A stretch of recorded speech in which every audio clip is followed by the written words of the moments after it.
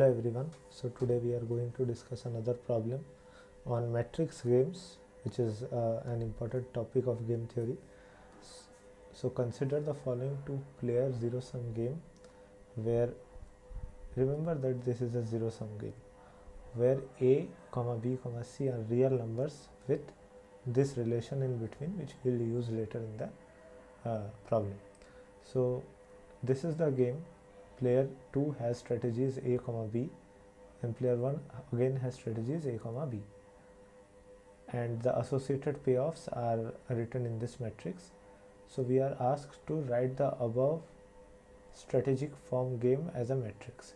So matrix form game is a typical format of representing the normal form game, so which we will see below.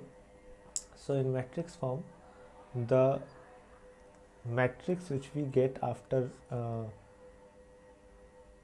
the processing, the entries of this matrix is denoted by I a comma the entries of this matrix will be of the form aij, such that row players payoff should be the value itself, that is aij, but the column players, that is the player 2, payoff should be minus of aij. So this property should hold in this matrix. Then the matrix formed as a result of this, following these rules, should be termed as matrix form of the strategic form of game. Right. So the matrix form will be equivalent of this strategic form game. So for this game, if we see, we have a comma minus a. So if we look into this particular entry, if this entry is a, then the rows players payoff should be aij, that is a itself, which is true. And now if we see for the column player, it should be minus of a, which is again true. Similarly, for all other players and their strategies, the payoffs will be arranged in a similar manner. So this part is done like that. Now coming to the bottom part, compute the saddle point of the game if it exists. So it is important to note that not every zero sum game has a saddle point, so which we will see below.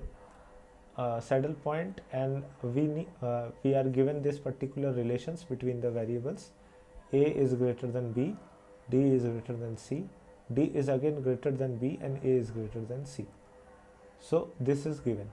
Now we calculate two variables which we will need to determine if there is a saddle point or not. So first is the v lower bar, which is called max min. So in how will we compute max min? So max min is nothing but max of minimum of the rows. Means first we will find the minimum of the first row and store it here. So min of a comma b, that we will calculate and store over here. Then we will calculate the minimum of c comma d, right? So that we will calculate, and then we will calculate the maximum of both of these.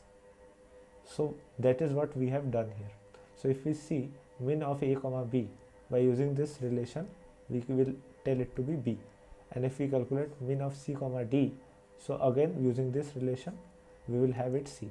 But consequently, if we see that there is no relation between b and c, so we cannot determine whatever the value will be here. Either it can be b or c. Again we will calculate another variable, which is min max, so which will be minimum of maximum in the columns. So if we see here, max of all the items in this column, max of a comma c, and again max of both of these, so max of b comma d, and then we will calculate the minimum of both of these. So it is mentioned here, like in this value, max of a comma c, using this particular relation we will have it as a, and then maximum of b comma d, using this relation we will have it as d. But again we don't have a relation between a and d, so it can be either a or d. So for existence of a saddle point, the V lower should be equal to V upper. This is the important condition for existence of a saddle point, and we can see that V min is not equal to V max, that is, these are not equal to each other. So in our case there is no saddle point in this particular problem with this condition given. Okay, so this was the problem. I hope you understood what I tried to explain. Okay, so thank you.